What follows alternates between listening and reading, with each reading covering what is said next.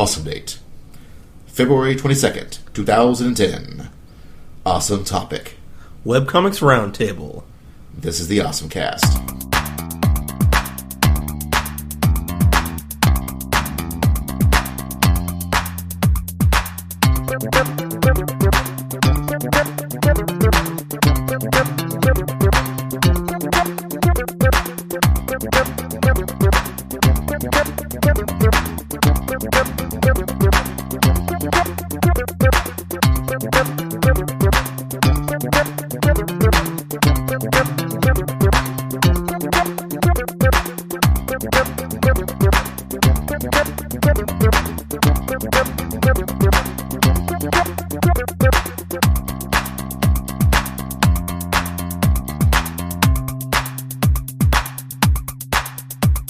Hey, folks, and welcome once more, to the OSMcast.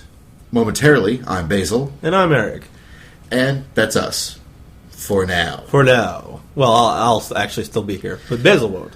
This is actually going to be a very, very interesting OSMcast. Something completely different. Brand new experiments being done. So experimental that I wasn't even allowed to be involved in it. Not that I'm bitter. No, I'm not bitter, not at all. No, this particular episode is a webcomics roundtable. We've gathered together some former and current webcomic artists and writers and set them up with a moderator and just thrown questions at them and see where it led. So it was pretty good. I was on there. Nobody's on there. And Susan, Lee and Sooz are on here. And I think you've met everybody before. Yeah, they're all OSMcast members. Yeah, they're all OSMcast members, so yeah. Sadly, I never got to be a webcomic person, so they're like, well, you've never done a webcomic? I'm like, oh, well, maybe I haven't. Maybe that was a fever dream I had once.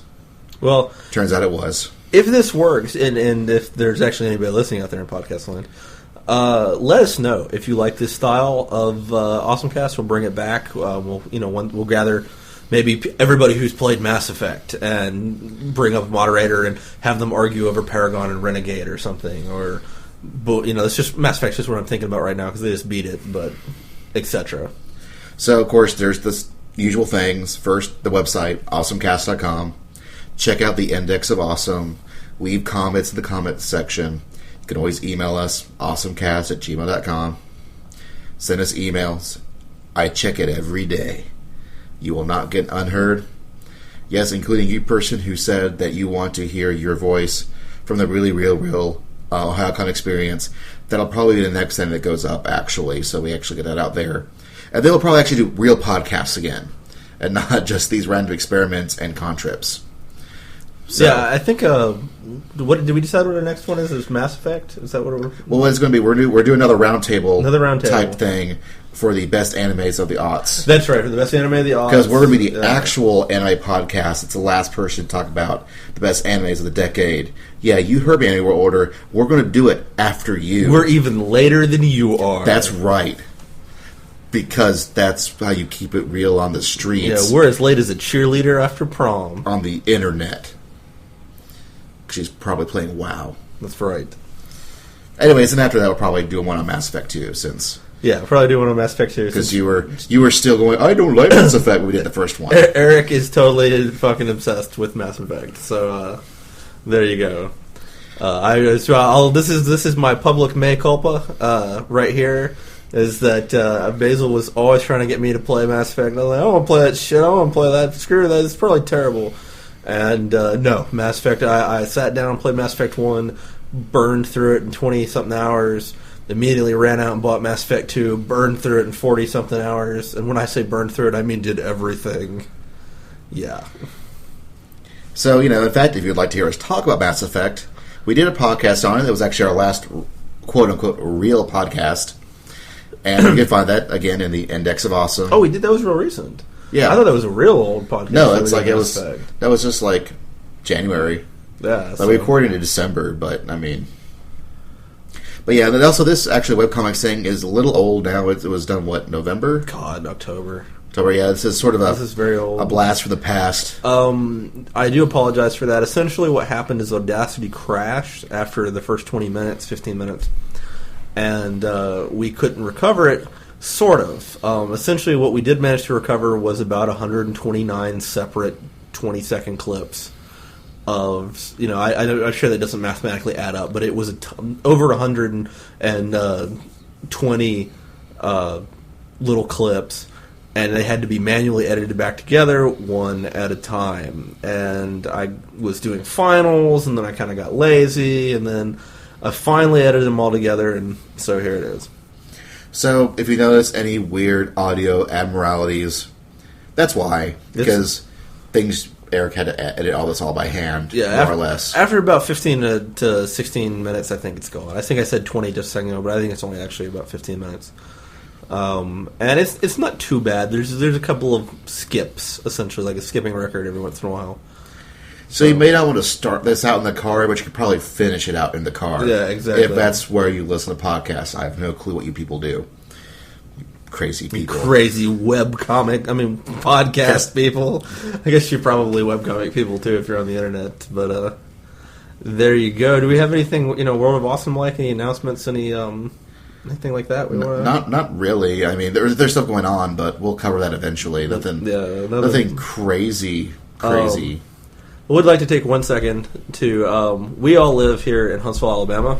I don't know if I'm giving away information I shouldn't, but whatever. And as many of you may know, we've had a really bad tragedy happen here recently on the UAH campus and University of Alabama campus. And if everybody out there, I don't care what your beliefs are, whatever, could give a second, to give your thoughts and your good feelings and your good energy to the people at UAH, we'd really appreciate it, because I think most of us are students on UAH's campus, and it's just needs to be done. So for locally, February's been a really violent month for on campuses. Yeah, we've had a middle school shooting, which is probably not nationally publicized the way the UAH affair was. We've of course had this thing down at UAH, so just if you could just give some good vibes, some thoughts, some prayers to the people at UAH, it would be really appreciated. And think twice before you marry that kid in the D&D club. Oh, yeah. You just had to get the D&D shot in there. Just a little bit. So I guess that's everything. And without further ado, we give you the webcomics of the Roundtable. Narrated by King Arthur. Or Eric. You just had to get the last word. Well, our cartoon show that had Eric and no, we don't talk about the Eric character from the Dungeons and Dragons cartoon show. No, the one where it was like the guy going back in Camelot, the football player who went back in time, the time of King Arthur and the Round Table. His name was also Eric. I don't remember that one. I remember the one where the cowardly guy that was the Cavalier or whatever was on the Dungeons and Dragons ride. They got sent back, but I don't remember the other one. Oh well, there was a football show where the guy who decided wield Excalibur was actually a football player, and he got transported to the land of King Arthur. I'm pretty sure his name was also Eric. So well then, I don't know familiar with that one. Anyways, webcomics. Oh yeah, webcomics. Hot and saucy, Texas style. More like Alabama style. I mean. Now let's begin to type some word. Yo, when I hit L shift O to the quote and then dollar. If you know the dir of the nerdcore rhyme, you holler. I hit L shift O to the quote and then dollar. If you know the dir of the nerdcore rhyme, you holler. I hit L shift O to the quote and then dollar. If you know the dir of the nerdcore rhyme, you holler. Nerd ho, warm the mic up. Yo, we bout to strike up this band of nebbishes who cultivate nebulous fetishes. The FPS, RPG, or MM call any obsession to blather over by blog or BBS. Step and possess, honed by geekishness. Your frame rate and frags today both impress. And yes, your affinity for a certain sight of some amusement. A classically adorned pod of fun where you let loose pent up set pieces to partake of thicker dramas. Get you branded a sniper. All right. Hey everybody. Oh, whoops. Jinx, now she can't talk for the rest of the podcast. So, now the three of us who can talk. Yes. Yeah. Okay. This is the Webcomics awesome cast of Webcomic Talking Shop. I will be your moderator, Sooz, and I guess first of all we're gonna go around, clockwise and have everybody introduce ourselves. Y'all may remember me from the last horrible webcomics thing. I am the creator of Reliquary, which is on Comic Genesis. That's RELIQUARY at comicgenesis.com. No, .comicgenesis.com. Nobody's going to visit my site. And next. We'll put a link up on the. All right. I'm Lee. Long-time contributor, all that crap, and I was also on that last one. And Hazard's Wake. Basil put a link up. I'm gonna just leave it at that. My name is Eric White. I'm also a longtime contributor to the Awesome Cast, and I was the writer and co-creator of Counterculture. Some of our archives are actually still up at counterculture.comic/ whatever the Comic Genesis URL is. Yeah, it'd be counterculture.comicgen.com. Yeah. And I'm Doug, and I had a webcomic way back in the day. Yep. Which I do not believe any of the archives are up anymore. They've all been shut to hell. But I was up back when Keen Space was in its heyday, so that should tell you how long ago that was. Duck's our old school guy here. Yeah, Keen Space is Comic Genesis from Yeah. back in the day, right? Yeah. That's their name. Yeah, change. when I started, it was still Keen Space, but they decided that they had Keen Spot for their official thing, and they got pissed that the amateur thing people kept going, "Oh, I've seen Keen Spot. It's just no dummies. That's Keen Space. That's the amateur hour. God, we're so pissed. Yeah, we're gonna call it Comic Genesis now, so people won't get this shit confused." And now it's known as the womb that creates horrible, horrible things, which is pretty much standard operating procedure for any free thing. Yeah, it is the internet. So yeah, that's actually pretty funny. I had never heard that story that they changed the name in order to distance their own service from the people using it. Yep. Yes. Yep, that's exactly what happened. Mm-hmm. See, I remember my comic was like, when I was running it, it would be in the top 10 every now and then, but it typically usually fell like 12 or 13, like, of the top 100 of Keen Space comics, so it was moderately successful in its day, but this was in the day when everybody and their brother had a webcomic. So yesterday? Not like now, where... Only the cool kids are allowed to only the cool kids have webcomics now. Ever since they banned all the idiots from the internet, it's been a lot better. Man, I wish. Okay, so, let's see. I've been doing my thing for a few months now. I think it actually officially started sometime around January or February this year, but I've been steadily updating since then, so... Also, I have a degree in comics from Savannah College of Art and Design, so that means I'm allowed to talk out of my ass. I attended a lot of the same classes when we were in high school together. Mm-hmm. Yeah, we both took comic classes together, so that's my credentials. We're grizzled veterans. Oh yeah, credentials. I've been webcomicking for about 6 years now, but my early stuff is horrendous. So I don't know how much that counts. Yeah, it's really amazing. Like, you look at his comic, like the comics that he's producing now compared to the comics he was originally producing, and you can see light years. Whoa. Well, I mean, just showing my cousins some of my work one time, they're like, "This is kind of okay." And then they saw one of my older ones, they're like, "Did a 10-year-old draw this, Lee? Was this a 10-year-old?" I'm like, "No, it's me 3 or 4 years ago." "Oh, I could have sworn it was a 10-year-old. But yeah, my early stuff is bad, but I've been chugging it out for a while, so. How long was, your comic? Counterculture? Counterculture, yes. Counterculture ran for about 2.5 years. It, at its peak, had about 6,000 daily readers. Ooh, that is powerful. So, let's see. That was a great experience. And so that's kind of my credentials. I've actually put a lot of other stuff on the internet as well, but nothing that was actually successful or worth looking for. So please don't. God, if you find any of those old UT Sprite comics, burn them. I think I'm the only writer, like pure writer. Excuse me. Yeah. I don't want to insult. I'm not trying to insult anybody. I think I'm the artist only writer. What are you talking? Yeah, about? I think we've got 3 dual classes in me. Yeah. So I'm the one that needs the crutch. Now having done our credentials and told y'all why you should be maybe listening to us, what was everybody's motivation behind starting out a webcomic? Well, mine was I like to tell jokes, and I also hate retail, and had all these little little stories about terrible things happening at my job, and I was telling them to someone on the internet, and it just sort of grew out of that. I had just met a really wonderful artist named Carissa. I won't give her last name, just in case she has like a stalker show up at her door or something. And anyway, was telling her those, and she's like, "Well, I want to do a comic," and so it just kind of From there went to the... From there, I just wanted to make people laugh. I started to do a webcomic because ever since I was a small child, I've always come up with stories. And I've always felt that my stories are pretty good, and I felt that if I was able to sit around a campfire and tell people my stories like a bard back in the olden days, I would make a pretty sweet living at it because I'm pretty good.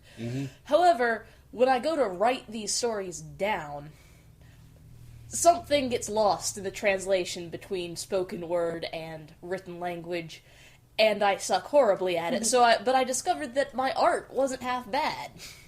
So I figured I could use comics to tell the stories that I wanted to tell. And, I say that as my motivation, but that's my motivation into getting into comics. Because my actual comic was pretty much a joke-a-day comic. And I did that one mostly because you have to start from somewhere. Exactly. Everybody wants to do the big, overarching, this is a massive story going on comic. But if you don't know that you have the ability to do that just yet, a good way to sort of test yourself is to do a joke comic where you make a couple of jokes. And the challenge I presented was that I tried to make a joke every day while at the same time having each comic build up on a continuous story. On a continuous storyline. Which I think is a pretty good technique for episodic comic with a story, because you have to make sure that there's a reason for the audience to come and pay attention to what you're doing. But yeah, I started out kind of like Doug.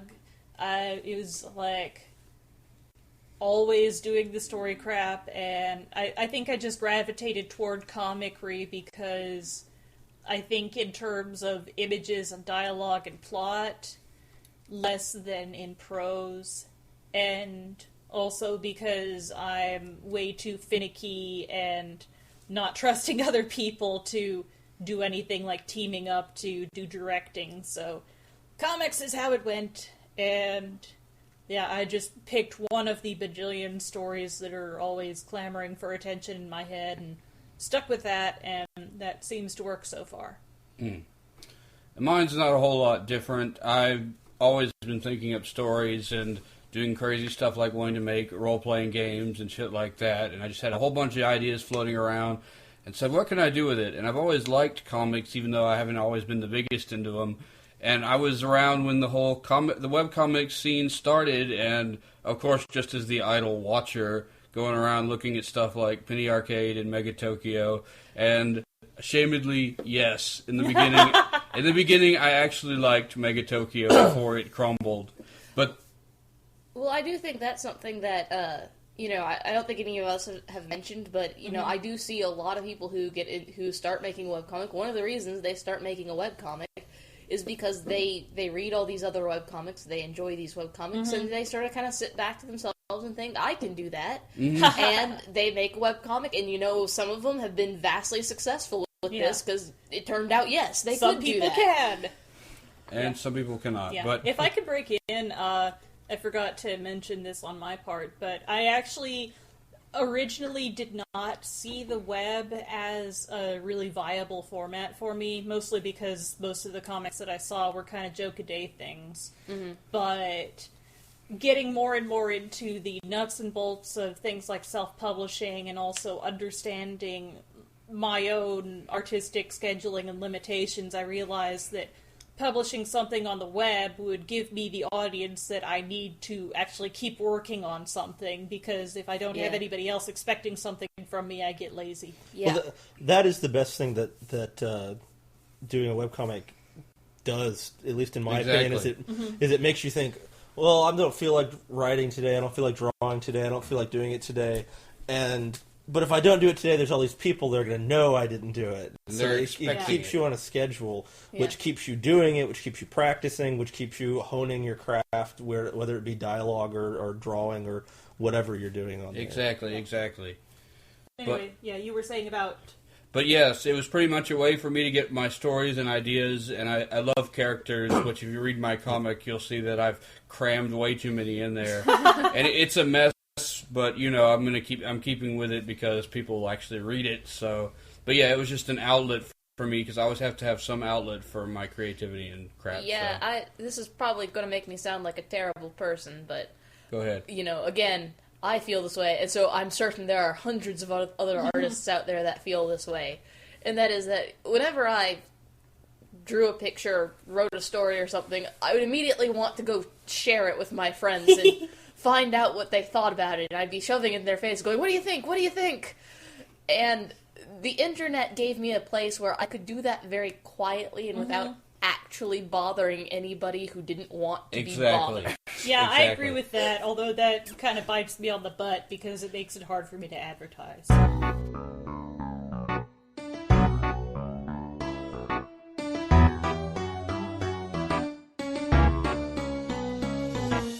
Question and answer, the blog roll call. I chill back and relax and just let my tongue fall. It's been a while now and it needs some addressing. All the people are curious, can ask them for lessons. Yeah, don't get the lyrics and they think that I'm whack. I gotta change the subject matter if I want a big crack. Don't give two shits, add on a fuck less. But I will admit my local scene shares those 2 cents. Yeah, don't look cool and I wear thick glasses. I don't have chicks out front shaking their asses. I'm an embarrassment, do you think that I care? I still with my nerd signs high up in the air. Hip-hop's supposed to be about heart, no front. So check out and slip out and fuck all that bunk. Yeah, I am who I am and I'm fucking proud of it. Wouldn't change a damn thing, still getting lovin'. Cypher online with homies on Skype, reppin' out nerd life. That's so nerdcore. Rolling dice in his tabletop night, drinking beer by a black light. That's so nerdcore. Got an 8-bit tramp stamp tattoo. Well, girl, let me get with you. That's so nerdcore. Just do what you do until the haters do go get screwed. That's so nerdcore. I never was street, kinda hard to relate. And fuck what all those bitches from the radio. And we're back. From that brief commercial break. From that brief commercial break. Okay. Yes. Next up, I thought we would talk about the individual comic making process. Like, how do y'all put together your actual comic bits, and what you do as far as scheduling, how often you update, how regularly you update, and all that. Oh man, we've made a mistake in coming back. Yeah, we've let the dog out. Oh, actually, I think That was smart of you. Okay, Right. mistake remedied. So we're talking about schedules and shit. Yes. Doug, go first. Oh man, you're making me go first? Yeah. I can go first if you Yeah, want. you go first. All right. I have a. They can't see me pointing, can they? No, they can't. Your slapstick is lost. Right now, I have a twice a week thing because once I did 3 times a week, but now I'm actually trying to focus on drawing anatomy correctly and shit like that. So I'm to twice a week now because I have a regular job. I'd love to have webcomic as my job, but you can't. But I'm rambling. Okay, and pretty much, I've now got a little bit of a buffer. I have 2 comics in advance, and try to churn out 2 a week so that I'll keep the buffer up. We'll see how long that goes. What else am I supposed to be talking about here with it? That's pretty much it. I guess we'll start out with scheduling. Well, what I do is I have a little notepad, and I draw really crappy, almost stick figure versions of every comic in there. Mm-hmm. And I get in theory, a month ahead. I'm not quite that right now. And then that'll be the first step. Then I'll go to drawing out the individual frames. After I get them how I want, I ink them, load them up, color them, blah, blah. Well, now I'll tell you how I did it. Mm-hmm. Back in the day. Back in the Stone Age. Back in the day. Educate us, Sensei. I had a little sketch pad. It was about the size of a regular sheet of paper. It wasn't a big sketch pad. And I would pretty much draw the comic exactly full scale as it would appear in the comic. And I would do it lightly in pencil, go over, do the whole layout at first, then I'd go back and refine with pencil, and then when I was satisfied with the pencils, I'd go back. I did use a ruler to do the straight lines, but I would ink directly on that one sheet of paper, and then I would scan it in. And I would do these basically while I was in class, while the teacher was lecturing. I could get a comic, I could pencil and ink a comic a day like that. Whoa. The hard part was that it took me about a full day of, like, after school to color the comic. Right. And so my schedule when I was running was 3 days a week a full page in color. Wow, impressive. And it consumed all my time.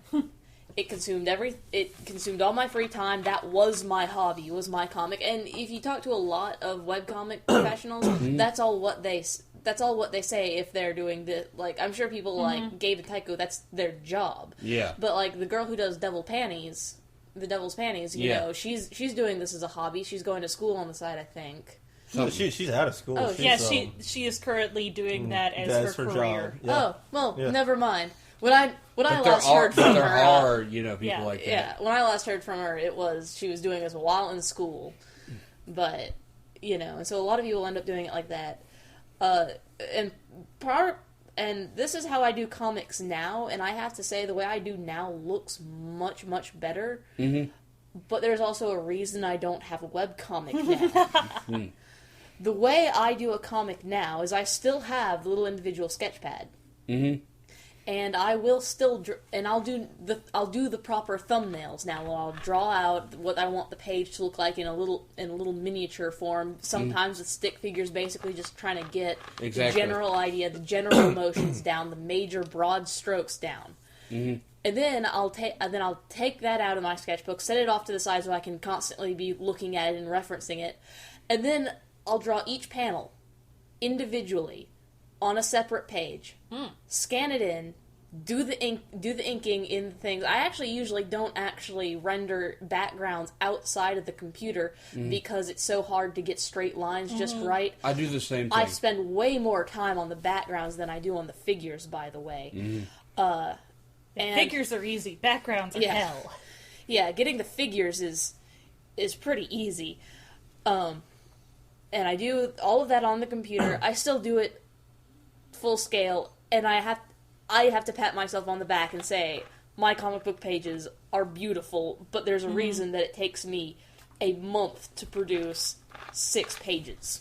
Yeah, and there are certain comics such as Lackadaisy, which will update never or almost never because the artist is clearly taking their time and working damn hard on making sure that they've got the prettiest goddamn page ever.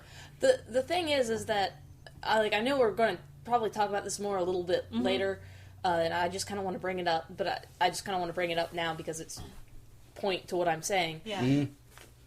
A lot of times in the webcomic industry, you have 1 or 2 people doing all the work. Like you have one person who's doing the writing and then doing the speech balloons and doing the lettering and all that and doing all the text, the narrative side of it, and then you have one person doing all the art side of it. Yeah. And or in a lot of cases you just have the one person doing everything, and that there's a lot of credit to that. It's a really great means, but you start to get into situations where a lot of time in order to do super high polished looking comics, it takes so much time to do that really a division of labor would be better. Preferable. And that's what tactile comics. Is that the word that I'm looking for? Like Print? Yeah, print. That's what print comics do, is print comics have a writer, then a penciler, and then an inker, and then a colorist, which is probably the role I would be shuffled into, and then they have And a letterer. Yeah, and a letterer. And so you just end up with, while one person's doing the pencils, another person could be inking that, while another person can be coloring. And it just makes it much more assembly line and move faster. Yeah. I have had to do a lot of that sort of thing on my own, actually, because the way I do Reliquary is very similar to what everybody else does, except, unlike everyone else, like, Lee and Doug both work on single pages. I work on separate pages, one per panel. I work on the page, and that's it. She's crazy. Yeah. I do work better as in small than large, which... the standard format is to work much larger than usual. It's like 11 by 17 at least. Yeah. I work on... My sketch pad is 9 by 12, and I have a little measured out template that I use to... I scan everything in at 600 DPI, because I know for print I'll shrink it down to 300 DPI, and for printing on the... Well, not printing, but for web publishing, it gets scaled down to 92, and that's still really high. I only do 300 DPI, and that's still pretty high for some people. Yeah. I scan in at 600, but, like, I do everything except for the colors and the panel borders on the page. Well, there's a lot of advantages to doing it that way, too. When you do it that way, like, the disadvantage to me and Lee's side, like, the reason that I have to pull the sheet out and actually look at the little thumbnail is so that I can keep in perspective of where everything's going to fit in with each other, and I do, like, a jigsaw thing. The way Sooz is describing it, she doesn't have to do the jigsaw, it's all right on the page for her, and it helps it flow much better. So it's different ways to achieve a goal. Exactly, and I'd like to go back to this topic of the split of the writer and the artist. Yeah. Because it's a very neat dynamic, but you have to have people who are both committed to the project, which is often very hard. Yeah, and I think Eric can tell us stories about that. We were going to talk about that. Well, I don't know. I have a little bit different perspective and process than the three artists go through. Normally, I carry a small notebook with me, and if an idea hits me during the day, I write it down immediately. I don't care how good you think your memory is, and believe me, boys and girls, I take Latin right now. You have to memorize. You need something like that if you're a writer. Just something, because ideas are going to strike you, and you've got to get to have a pen and paper. That's kind of what I did on my sketchbook. The front page would have the comic, and the back page would have, like, jotted down little notes of ideas. Exactly. I wrote scripts for my artist. I would block out each panel, but I don't believe in giving exact... you don't want to sit down when you're writing a comic script for an artist and go, oh, his hand is moving directly leftwards with each finger spread in a different... and go into this super finite detail. You know, there's 4 cakes of dirt, each in a triangle around his eye. Well, in some cases that's a good thing, but for most artists they do like a little wiggle room. Well, yeah, you've got to block... this is what I always felt is you've got to block it like it was a play for them. But at the same time, they can... when you say, this character facing this way is holding an item up, they can decide, unless it's really important for dramatic reasons or for later reasons, exactly how he's holding it up. You try to leave something in there so they can play with the creativity of it. And also, what I've generally found in penciling other people's scripts, when I had to do it in school, was it works a lot better when the writer remembers that they're the writer and the artist is the artist, and sometimes the artist knows a hell of a lot better than the writer. And I have read not Eric's. Like, this is not a problem I've ever had with Eric, but I have read other people's pencil script, other writers' scripts for pencils, where they have requested to do something that is prospectively not possible. Exactly. Like, several actions in a single panel is Which I had a real problem with once. And every script needs to come. Every working relationship is different, but for me, every script came with Now tell me, read through this. Is there anything you don't think works? Is there anything that you don't think is visually flowing? Have I made characters teleport at any point where they're standing here and I'm just working with the text bubbles, so I've swapped their positions, you know? Like, I'm was the writer, and I drew little doodles out for myself, like, not pretending they were art, but to keep in mind where is everyone while I'm doing that's this. definitely another good thing to do as a writer. And the dynamic between the writer and the artist is fascinating to me, because there are some writers who literally just write a script as if they were writing a screenplay, give it to the artist, and say, turn this into whatever. And I like the sort of medium approach where you do like Eric does, and, you know, let the artist draw, and you give them vague pointers on what you think it should look like, so they can kind of... Yeah, you know, it's like, you've got to remember whose job is whose, and it's very fine line sometimes between blocking a scene out and trying to do the artist job for them of doing art direction. But always, you know, communication is key. Talk to the person you're working with. They're another human being. Hopefully you know them decently. And, you know, say, hey, do you not like doing this kind of thing? You know, do you not like this script? I mean, you may have written something, think it's hilarious, think it's dramatic, think it's wonderful. They think it's melodramatic. They think it's stupid. They think, you know, talk to them. Well, I do have a question for you as far as the writer goes, because I'd wanted to start out as a writer, but I didn't think I'd ever find anyone to draw for me, so I kicked my own ass into drawing. Well, like many people I've met. But do you ever have times where you see there's something vital to your story or something that you really believe in, and the writer goes, "I think it should be different"? How much, the artist goes? The artist goes, "I think it should be different." How much pull does the artist have with like the script and things like that? It's going to depend on an individual working relationship. Yeah, I think that's something that varies from group to group. My personal one was my artist almost never gave me feedback like that. She would just draw whatever I'd written down. I very rarely got feedback of that kind. How I would probably hope to deal with it is if it depends on what I'm doing. If I'm writing a gag comic, I probably don't care that much. I'm probably going to go, we don't like that gag, okay, we'll scrap it and we'll work with another gag. If I'm writing a serious story, I'll probably try to work with them, try to say, you know, well, this is my goal, explain my reasons, and I don't know, it would depend on how much involvement they had in the creation of the story, I guess. Yeah. Because if this was, you know, if we'd done this for 2 years and let's say it was all my characters and all, you know, I had come up with the original idea and all my characters and I'd written it and I've reached my climax and suddenly they don't want that climax anymore. Yeah.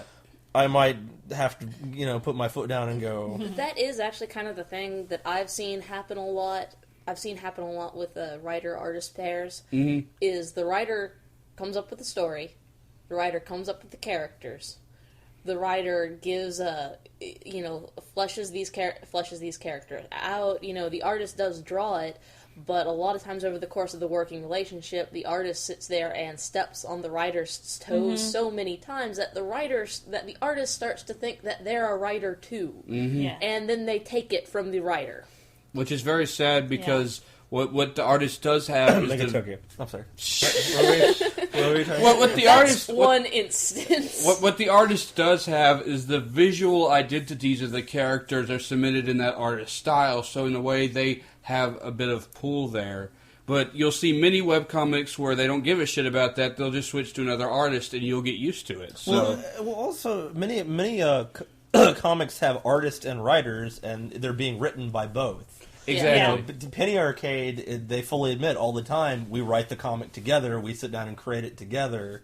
You know, that's Lee and what I we are do. actually working on something kind of similar where we're kind of co-writing, but I'll be drawing it at some point, maybe. I've always kind of believed in a web setting that the artist needs much more involvement in the story and the writing, because they're putting so much of their personal time. Exactly. It's not a job. It's their, and that's the other thing, boys. If you're, or girls, I don't know. If you're if you're writing for an artist, take some of the load off. You know, work on the website. Do the if you're any good at all with doing text, unless the person likes to do their own text with the pencils, you know, you can do the text after they've laid in the bubbles. I'm kind of finicky. Like I've had other people do my texting for me, so that to try to alleviate some of the stress, so that I could draw. And they wound up like moving the text bubbles, and I was so angry because like, no, I drew this. designing the text bubble to go here. Wherever, it's gonna be individual, but do what you can for them, because I don't believe that art is harder than writing or writing is harder than art in terms of creativity, but in terms of manual, mule labor, art takes more time. You're sitting there with a pen and pencil and physical thing and doing highly, detailed, highly, requiring a large amount of concentration work, whereas half of Counterculture got written in my head while I was dealing with customers at work. Not the actual dialogue, but the creative part of it. Yeah, I must say that doing the actual scripting for Reliquary is a whole lot easier than doing the artwork for it, because I'm a jerk and keep making myself do crowd scenes and exterior scenes. Now, do you do what I've seen some artists do, where you don't actually finalize dialogue until it's on the paper and it's finished, or do you write all of the dialogue beforehand and then draw the comic and then put the dialogue in? What happens for me is that I'll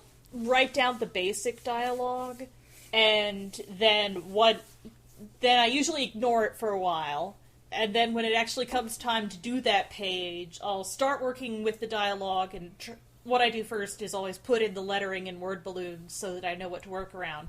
And then while I'm doing that, I usually find out that, oh, wait, I don't have as much room as I thought I did, and so then I have to snip things down, cut out entire sequences, and until it's actually written down, the dialogue is kind of up in the air. That's actually something I like doing about when I did the lettering for my comic, is because I could write a script, she could do the art, it could come back to me, and I could go, no, the facial expression's not quite what I had envisioned when writing. It's a little different. Let's change the dialogue to match what's on the paper a little bit. Or you suddenly think, oh my god, this line is so horrible, but this one over here, this one glows with the fire of beauty. Because you always like what you've just created. You always like the child you've just had, and the one that you had a week ago is an ugly, ugly baby, and you hate it. What was I thinking when I wrote that? When I created that? Oh, why didn't I drown that kid? Obviously, this participle needs to go in this part of the sentence, not that part of the sentence. What a fool I was! I don't know. I was a pretty big fan of, when I was doing my old comic, of writing. I wrote down the text, and I actually did spend a long time sitting there getting the words exactly right. Right. But then also, once I had actually finished it, I did the same thing you guys would do, where I'd go, well, that character doesn't look as mad as I meant. Yeah, exactly. That character doesn't look quite as angry. That character is on the other side of the panel. What were you thinking, lady? I mean, I'm sorry. Or I thought of a great joke I can sneak in here, or something like that. Yeah. But that too. Mm-hmm. Yeah, I did a lot of that. I did a lot where I just have the character snarkily say something off to the side. Yeah. That's something that my artist would actually do a lot, is sometimes she would draw a small dialogue, like, anime-style little dialogue into the corners. Yeah. And some of it would be really funny, like, and they would be like, wow, why didn't I think of that? That's great. So, Yeah. Yet another instance of where working with an artist, or at least someone else, could be awesome. But I like what Eric said earlier, that when you're working in a pair, you really want each person to be invested, because they're really going to be putting their soul and work and a lot of work into this. So each party ideally needs to be ideally each party needs to put as much effort into as the other party, both manually and spiritually. I don't want to get creatively or whatever. But put creative energy, we'll say. Yeah. All right. Well, moving on. Next, I would like to know why everybody here chose webcomics, and what do you see as attractive in the web medium that you can't really get in the print medium? Oh, that's easy. Instant gratification? Accessibility. The ability to say whatever the hell I want. Accessibility. God, how old was I? 15? 13 or 14? 14, 15, 17? something like that. 16? No, when I was actually doing the webcomic, I was a senior. Oh, yeah. So 16 or 17. Yeah, I was like 16. I was like a 16-year-old boy in high school in Alabama. 16-year-old boy in high school in Alabama, and I just wanted to draw my comic. No way was Marvel Comics gonna publish whatever the crap I had to say. Mm-hmm. But I could go on the internets, and I could post my comic. All stealth-alike. Oh, that's right. And maybe it was good. Maybe it was total shit. we didn't know, but I could do it. Exactly, and people could read it, and if they liked it, they could keep reading it, and you could have a fandom. Well, there's something to be said for a place where you can put your stuff on and target a niche market, and this is something the internet allows you to do. I wrote a comic about retail. People who worked retail instantly got a ton of my jokes that people who had never worked retail might not get. And while that's not very marketable in the sense of going out and putting a book out in the comic book stores for that, on the internet, people who worked retail could come and find me, and then the word would spread in my market. So it's kind of cool. Yeah. My whole thing is aside from the accessibility, which is great, I also have the feedback. I think the feedback's important, especially if you suck. Okay. I started this whole thing, and I sucked. Hurts your ego so badly. No. It's a journey. It's a journey, man. I started out, and I needed that feedback because, I had a lot of problems. Yeah. But, as you go along, you kind of need to gauge your feedback, because there's something that some people have actually done that kind of bothers me, is that they'll come up with this great idea, and the story will have a twist. No. Let me finish. A twist, if you want to say it. But since they have a webcomic, people have plenty of time to troll the archives, and any good writer will foreshadow. So people can, most of the time, will find your twist and guess it. And then you go, oh, motherfucker! And what I don't encourage people to do, unless unless your readers point out that the twist doesn't make sense or something, I encourage you to keep that damn twist, because you've been putting it in the story and you've been working on it. And I don't care if it's not going to be surprising, because the fan base knows it's the reader experience that, It's like that when that Marvel crossover changed their twist to something completely... I don't know. Completely out of left field, as I recall. So... a thought-out, visible twist is much better than an ill-thought-out, I'm just randomly doing stuff! Yes. Yeah. Space fleet from nowhere. But readers are great, and they can give you great ideas, but you have to gauge on what's an important criticism and what is them wanting Internet trolling. Internet trolling, or them wanting what they want in your comic, despite the fact that the rest of the fandom isn't going to react well to it. Well, I was going to get more into the meta of comics, but this seems like a great opportunity to go on to another subject of what are y'all's opinions on audience interaction with the comics, since you're putting it out and then immediately people can see and give feedback, and in some cases people can start doing internet criticism and all the things that entail. What have y'all's experiences with that been? Well, it's been good and bad. Like we were just talking about, I mean, feedback is important. It helps you as an artist. It helps you as a writer. And artist, you're especially, you kind of have a more personal, I think, exactly, connection with your readership when you do it over the internet. For example, I got invited to a convention in Dallas. Oh God, what was it? Acon? Yeah. Acon, is that Dallas? Yeah, that's Dallas. It was Acon. I was a poor college student. I still am a poor college student, but that's not the point. I didn't have the money to go. I said, hey, readers, if I really like to do this, can you guys help me out? And they ponied up $600 for me to go to this convention. Nice. And I know that's not quite the same kind of audience interaction we were talking about, but it's just still. I think it illustrates the people I don't know, they're more connected to your work when you're doing it over the internet than when in print. I don't know why. It just seems that way to me. Maybe because you can talk to them almost instantly via a chat box or a forum. I think the chat box, forum, give and take stuff really helps to at least have some motivational aspect for pleasing the readers, which can be a double-edged sword if you feel too much like you have to keep your readers happy and you start deviating from the point of your story. But especially for me, it helps keep me motivated to do stuff, because it's like, well, 2 people care about this. I won't let them down. Oh, can I tell my story? Tell your story. Okay, this is my story about fan interaction. Okay, well, so I'm doing this webcomic, and some of this, because the webcomic's premise is basically like every high schooler's webcomic premise, which is me and my friends hang around and make gay jokes. Well, until you get to that last... Usually they're video games. Yeah, usually it's the video games on a couch. But anyway, so me and my friends hang around and make gay jokes. And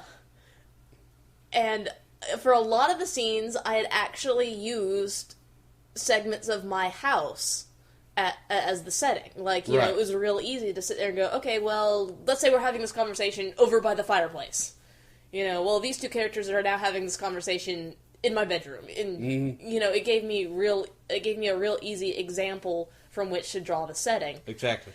Well, anyway, near the end of my comic's life, as we were moving from one house to another, you know, we were just moving across town, but we're still having to sell our house, and this family came in. This family was a military family. They move around all the time.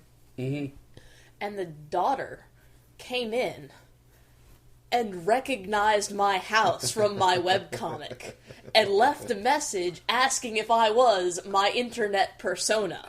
Wow. They ended up buying my house, and she ended up staying in my room. Holy crap. That's pretty crazy. That would have creeped me the heck out. Yeah, she was actually really cool. Now, there's the other end of the spectrum where I once worked at a Borders in Atlanta, and I was working in a cafe, and one day this little girl I'm working with comes up and asks me if I read comics on the internet, and I was like, yeah, I read Penny Arcade and the same comics everybody reads, and she's like, well, I read this one called Counterculture, and they had this comic about, like, this guy, and he's just started working in a cafe, isn't that funny? And of course I had just started working in the cafe, so I was like, well, you know, I write that. Girl proceeded to tell me all my own jokes for the next 3 hours until my shift. What about the one word? Blah, blah, I know, I wrote it. Like, I know that joke. Hey, do you remember that part? And then this one time, Mike, blah, blah, blah, I know. I wrote it. You know, I don't know if she believed me. I ended up putting a post up on the comic that was like, oh, what was that girl's name? I can see her in my head. Black hair. Her name is Mitzi. Mitzi. Yeah, Mitzi now. I guess he was a, hey, Mitzi, I really do write this comic. And I also remember the time we met somebody new at our anime club. Mm-hmm. And they started talking about this wonderful artist that they knew off the internet. I was there when that happened, and I was like... And then I just slowly turned my head and was like... Is it One Piece? Was it the One Piece art? That was actually when I was in my big One Piece phase, and just slowly turned my head and was like, that's me. And she's like, oh my gosh, I didn't know I was talking to somebody famous. And I'm like, I draw pictures of Japanese cartoon characters, usually humping each other. I don't consider this any great feat. Famous here. I don't have any fame stories like that. You're just starting out. Sad. You will if you keep going. You will. Okay, I hope I will. Internet famous is completely different from actual famous. Yeah, exactly. You got to be in the right circles. Yeah, but I don't have any sort of fame. Well, I guess I kind of do, but it's nerdy. Yeah. It's been 6 months. Give it time. Yeah. Give it time. It's been what, 4 months, 5 months? I mean, something like that. Yeah. 10, whatever it is. So, speaking on getting famous, what's everybody's experiences with advertising? Well, number one, you've got to sit there and try. You can't just give them one. Like, if you want people to buy advertising from you, you've got to give your metrics from, like, 3 different sites. Mm-hmm. Because, like, if you just use one, people will go, well, what's your backing, for that data for that? And you'll give them the one. What is it? Not Netscape. What's the one that has the circle? The circle, blue the star. Circle and the star? I use that one. God, what's it called? I cannot remember, but I use it. Invariably, people will come back and go, well, we don't think that data is accurate from that website. So you got to give them like 3 that match up together. Mm-hmm. And 2 is, to work with people that you like. You don't want to.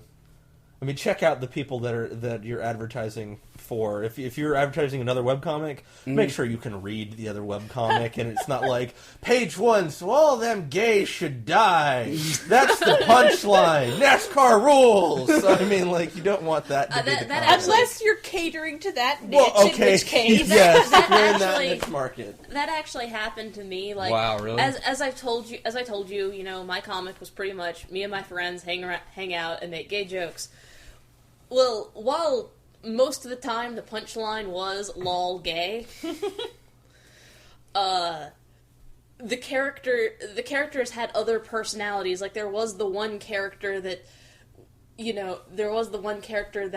was amazingly into computer games and really good at math, and he really liked cats for some bizarre reason. And then there was the D&D nerd that really got into heavy metal and things. And there was my character who kept denying that he was gay. Like you do. Like you do. And, Especially in high school. yeah, especially in high school, God. But anyhow, and so I made friends with this one other webcomic artist who, he started talking to me, and he was a fan, and he had a comic himself, and so he eventually talks me into co-advertising with each other. Like, he'll send his readers to my page, and I'll send my readers to his page. So I did this without reading his comic first. Oh, not a good thing. Yeah, and I went over to actually read his comic, and I discovered that the punchline for every single thing is, lol, this character's a lesbian. Lol, this character's bisexual. Lol, this character's gay. Lol, this character's straight. And that was the only personality these characters had. You knew the guy who does the Menage a 3 or whatever? Like, back in high school? I was just wondering. It's like, oh, that sounds like Archie Booyo. Yeah, that's the guy with 3 punchlines. That was it. That was, like, no character. They were all kinds of crazy things. Like, they were also elves and espers, and I didn't know. I lost track. I couldn't tolerate it. You've got to pay attention to what you're doing with those, because you're telling your readers, and like I said before, like we talked about before, you got a pretty close relationship with your readers if you're doing this long enough, that, and they start to really trust you. And if you go, read this, buy this, do this, it's cool, it's fun, and then it turns out to be a big steaming pile of shit, they're going to come back at you, and they're going to be like, "Why trusted you?" Now, admittedly, my advertisement for the gay elf lesbian no character comic was, "Hey, my friend does this." So it's not exactly... It's not exactly a full endorsement. It's not quite the glowing endorsement of, oh my god, guys, you've got to read this! And guys, don't... Oh, I'm sorry. I was just going to say that somebody actually got onto me for a comic that they liked, and apparently I had been interacting with the author and didn't know it. And I had taken them off of my links, because all of my links has to be stuff I'm reading, because if I stop reading something, it could veer in some fucked up direction. Yeah. And they're like, why did you take this off? This is my thing, and you took it off. And I'm like, I'm sorry, I don't read it anymore. So yeah, it was just along with what you were saying about everything. Oh, that's probably... Yeah, you got to police all the parts of your website that recommend things to readers, not just the links, the advertisements, anything. And don't cover your page with banners, guys. Like... If you're in this webcomic thing to make money, you're doing it for the wrong reason. Yeah, that's an important thing. I can't tell you how many times I've been to like a webcomic panel, and one of the first questions that almost always gets asked is, "What about marketing?" Yep. What about T-shirts? What about coffee mugs? That's if you're in the top 1% of all webcomicers. That's then if you can people worry read about it and that. like it.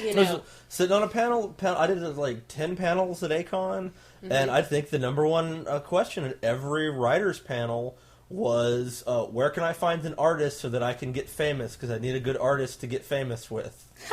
And exactly that's the problem. And if you're going about it in that way, that's not going to help you, because, like, if you really want an artist, there are seem to be an overflow of writers. Maybe I don't know why. Because people think they're writers who aren't. None of our readers, listeners, obviously, you're all creative special butterflies. But anyways, if you got the attitude, I want to be internet famous, then. You don't want to be internet famous. Let me tell you, you do not want to be internet famous. Yeah, Doug can tell you stories. Spine-chilling tales of terror. Why do you think I'm going by Doug right now? But my point is that if you want an artist, because so many people have gone, and I've seen this in so many forums, I've got a great idea. How can I get an artist for this? You need to be able to sum up you need to be able to put out drafts that people can look at. And be able to sum up your story idea and quick, concisely, in a catchy way, so that the artist will go, maybe I will look at this instead of just going, hey guys, I gotta have an artist. Guys, I've got the best idea ever. It's the best idea ever, and here's the entire plot of the thing. Nobody's going to read that, especially not artists, because we are lazy and distractible. That's why we're artists. Yes. Now, if you do what I did, it's like, hey, there's a shiny thing over here. Yeah. You need to bring your pencil and a piece of paper and draw the script to see the shiny thing. That works wonders. That You'll works be wonders. surprised. Don't tell them what the shiny thing is, just that it's shiny. I mean, it wasn't for 3 years until the girl goes, I don't think there is a shiny thing over there. But, oh god, I had something else here to add, and I've totally lost it. What, maybe something about you're a writer trying to get an artist, or... Oh, yeah, well, yeah, I remember now. The number 2 question was, when does this start making money? Never. Like, when does this start making money? And look at Akon. I actually met some fans that donated money to get me to Akon, and a couple of them went like, so when can I, on my webcomic, start asking for money? I'm like... It's like, if you're getting into this for the money, like any creative endeavor, you're in the wrong place. Wrong place, guys. If you want to make money, go to pyramid schemes or something like that. That's probably going to net you more money. Seriously, I bet you could invent a pyramid scheme that involved getting artists for all the people who want to do webcomics to get money and are just writers. You can't see me making quotes around writers, but it worked perfectly. They're all that gullible. But yeah, from what I've seen from successful people talking about it, most of your money is going to come from either donations, if you have a very generous readership, or from merchandising, which is always kind of an iffy thing. I actually dated a guy for a period of time. He did not have any illusions that he was a creative person. He was going to college to be an engineer. That's what he was going to do, and he did not think that he was in the drawings or in the writings, but he enjoyed reading webcomics all the same. Like, he didn't have to produce one to enjoy it. And his contribution was that he was going to, if he read a comic and he enjoyed it and he came back 2 weeks in a row, he would then start to donate to that artist. If they had a PayPal account out, he would donate to that artist. We need more people like that. But if you're he also did it laughing, saying, "Ha ha ha! The rich engineer is feeding the poor artist." So, yeah, but we need more people like that. I mean, we need more people with money who will give it to us. Yeah, I'm okay with. Nothing you've said offended me there. Would you like me to dance for you? But what I see commonly, and I think it's a little bit tacky, please wait till you have a readership to start putting your donate button on. In the situation of I've been invited to in the situation of I've been invited to a convention, I don't have the money to go, you can very clearly see how obviously this person has a readership. They're being invited to a fucking convention. And I will say too, I offered incentives. You got if you donated a certain amount of money, you got a free wallpaper. If you donated more, you got but nobody liked that wallpaper because the actual artist wouldn't draw it. We weren't going to talk. No bash talking. We weren't going to bash that. She wouldn't. She said no, and so I drew it, and nobody liked it because I drew it instead of the artist. People liked it. But the point is, if you've got a big readership and you're going to a con, yes, donating is fine. If you started on Comic Genesis and you have 12 things up, you already have a pay button asking for money, and you already have merchandise that nobody cares about. But a total of 12 is pretty high. I've seen people who start out with their day one. Day one. I don't actually have a comic up. I have it under construction, but you can give me money. Really? I haven't seen that before. I've seen it here and there. Well, I think you should at least have one comic up before you put your PayPal account, and I think you should put that PayPal account up discreetly. 1 year for donations. 1 year. I'm serious. I really believe very, very, very, very strongly in be on the goddamn internet for a year before start doing merchandise, donations, and then only do merchandise if you warrant it. And I'm sorry if 200 people a day read you, you do not warrant merchandise. Like I didn't even warrant merchandise. And how many did you say you had? 5,000 or 6,000. Yeah, some people that's bought a our lot. merchandise. I got a few pictures of people in the hats. They were cafe. It was cafe press crap, but I mean, people bought it. But that's a good point. You had thousands, and people with hundreds are trying to sell like a line of 60 different things, and it's not going to have to work. Nobody ever wanted the T-shirts that I put up on Cafe Press, but I was actually amazed. A lot of people wanted posters. Yeah, the poster sold. Listen. So I guess because whenever I go to buy, I think of buying a T-shirt, but apparently the thing to do is wait until your readership starts asking for merchandise is one major trick, and then give it to them. Yeah, got it. That sounds about like my tack, which is I'm just putting up this comic. Would you please read it? And then I feel kind of surprised. I would feel kind of surprised if anybody asked for anything. So far, I don't think anybody really has.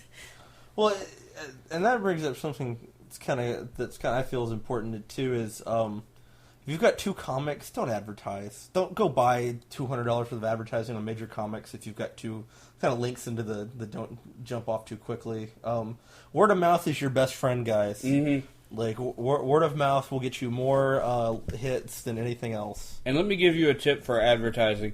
Not only what he said just applies, because if they come and they see 2 comics, they're not going to get a feel for what you are. Yeah, nobody's going to come back after that. But if you want free advertising and you read a lot of webcomics and they need guest authors for them going on vacations and shit, that is a great way to get some free publicity. Yep. 1.5K of my regular readers came from real life comics. Cool. Like, we went from 3,500 a day to 5,000 a day, like, overnight from doing and that stayed. Like, I think we were, like, 20,000 those couple of days, and then, like... Yeah, of course, because you get the huge boost and the wave starts to come down. Yeah, like, and I like, a third of our readership was from doing that. Sorry. Dare I mention his name, Mookie of Dominic Deegan got his big break, I believe, when he did a guest comic for 8-Bit Theater. Dominic, do we have to go into Dominic Deegan? No. Let's not do that. We can do that on a separate podcast, maybe. It's like the webcomic slam book podcast. Interesting. Dominic Deegan is popular. You can't stop reading it. Like a train wreck. Well, no. Granted, I stopped reading it. I just kind of forgot about it after a while. Yeah, actually, I sat down and read all that there was, and I actually haven't. Oh, you did better than I did. Well, I remember that, because I remember for like 2 weeks, every live journal post was, oh my god, what the fuck are you doing now? And like, I kept going, oh god, I don't want to click, but I have to find out.